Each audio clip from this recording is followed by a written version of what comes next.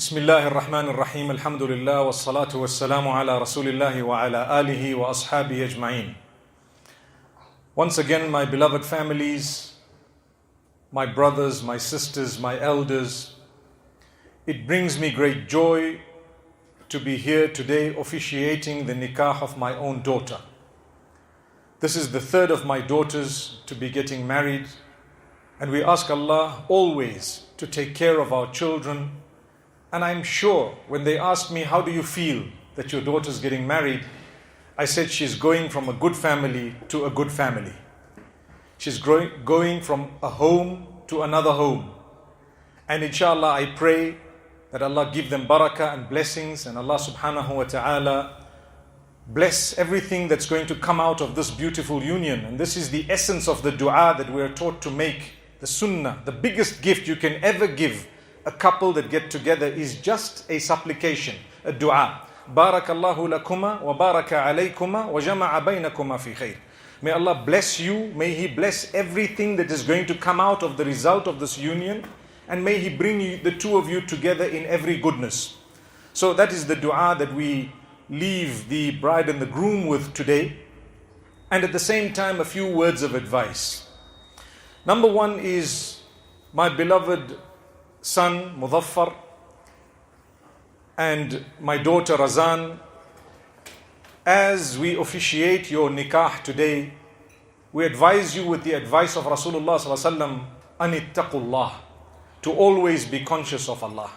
Everything you do in life, ensure that Allah comes first. If that is the case, nothing can go wrong by the will of Allah subhanahu wa ta'ala. And if that is the case, the next most important thing is to respect one another. There should always be utmost respect in marriage. There may be a difference of opinion here or there. There might be, for example, one or two things we may not see eye to eye on regarding petties. It happens in every marriage. But if there is the focus upon Allah and His command, and there is respect of one another, then inshallah it's very easy to navigate through the rest. Similarly, part of that respect is to be able to speak to one another with love and kindness. Generally in my house, I have a rule not to scream and shout or swear at one another. Although sometimes with the little kids, I'm also guilty of raising my voice a little bit. But as they grow older and we realize when it comes to our spouses and those who are slightly older, even to correct them, even to say something to them, we don't need to be loud, to be vulgar, to swear, to shout, to scream. And although I know it's not in the nature of either of you, but it's good to just repeat it, وَذَكِّرْ فَإِنَّ الذِّكْرَ تَنْفَعُ الْمُؤْمِنِينَ.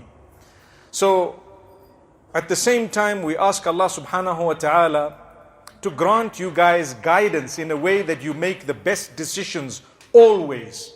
The best decisions always. For your deen, your dunya and your akhirah. As parents on both sides, I don't think any of us are the interfering type.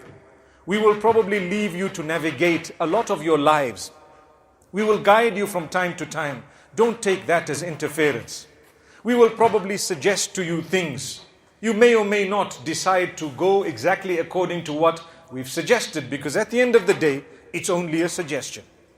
Similarly, when it comes to important decisions you may be making for your future, try to consider us. Perhaps you might want to just get an opinion from us, seeing that we've seen a bit more of the world than you may have. You're still young and you have a whole life ahead of you.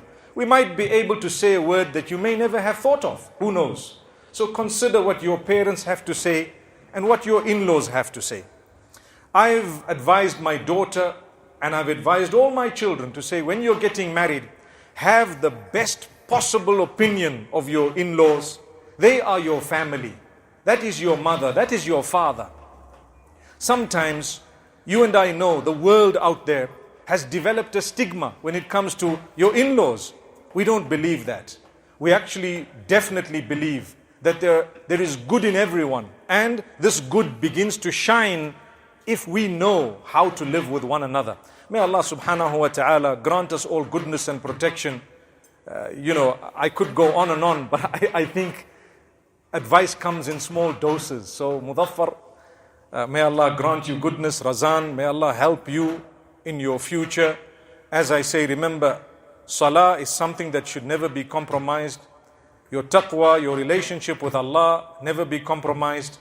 Whenever you have any minor or major disagreements, may Allah protect you from that. But you need to navigate through that with utmost respect. This union is based on love, kindness, goodness, honor, and it is meant to achieve mawaddatan wa rahmatan, the love and the mercy, the contentment, the goodness, the bliss.